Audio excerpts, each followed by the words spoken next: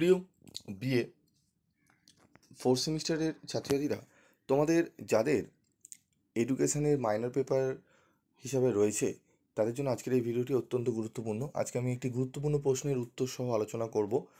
তো তোমরা একটু ভালো করে মনোযোগ সহকারে শুনবে এবং আজকের আলোচনার নোটসটিও আমি তোমাদের গ্রুপে দিয়ে দেবো।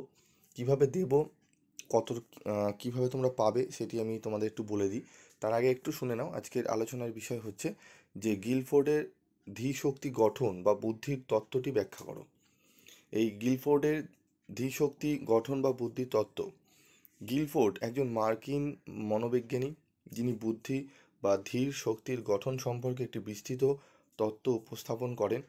তিনি দীর্ঘ প্রায় 30 বছর গবেষণা করে বুদ্ধির একটি জটিল বহুমাত্রিক গঠন মডেল প্রণয়ন করেন, যা বুদ্ধির গঠন তত্ত্ব নামে পরিচিত। গিলফোর্ডের বুদ্ধির ত্রিমাত্রিক মডেল।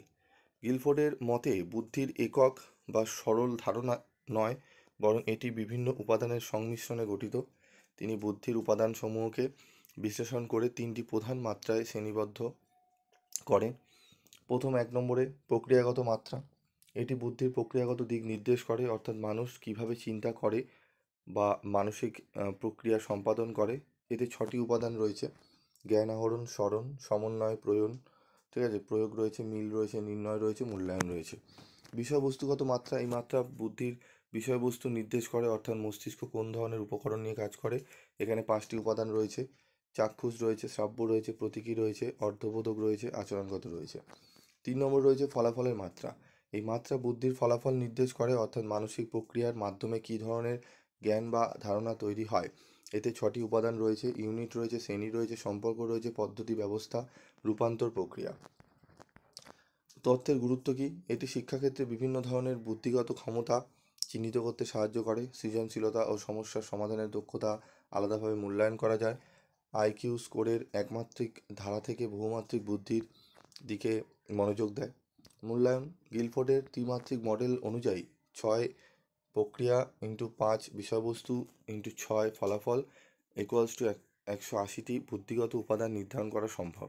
গিলফোর্ডের তথ্য বুদ্ধিকে বহুমাত্রিক এবং জটিল একটি গঠন হিসাবে তুলে ধরে, যা শিক্ষা, সৃজনশীলতা ও মানসিক মূল্যায়নের ক্ষেত্রে গুরুত্বপূর্ণ ভূমিকা রাখে। গিলফোর্ডের বুদ্ধির তত্ত্ব মানুষের বুদ্ধিকে একটি জটিল ও বহুস্তর বিশিষ্ট গঠন হিসাবে উপস্থাপন করে। এটি আধুনিক শিক্ষাতত্ত্ব ও মনোবিজ্ঞানে এক বিশিষ্ট স্থান অধিকার করে নিয়েছে।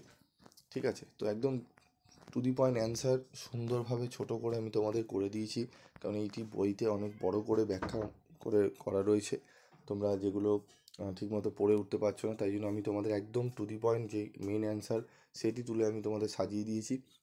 তো এরকমই যদি নোটস তোমরা কালেক্ট করতে চাও তাহলে অবশ্যই পিপি স্টাডি ক্লাসের সাথে থাকবে, এবং তোমাদের প্রত্যেকটা প্রায় সাবজেক্টই মাইনর পেপার, প্রত্যেকটা সাবজেক্টের বাংলা থেকে শুরু করে সমস্ত পেপারে মাইনর সাজেশান নোটস তোমরা পেয়ে যাবে। যদি তোমরা সংগ্রহ করতে চাও তাহলে অবশ্যই 7278981430 এই নাম্বারে যোগাযোগ করে নিয়ে নিতে পারো।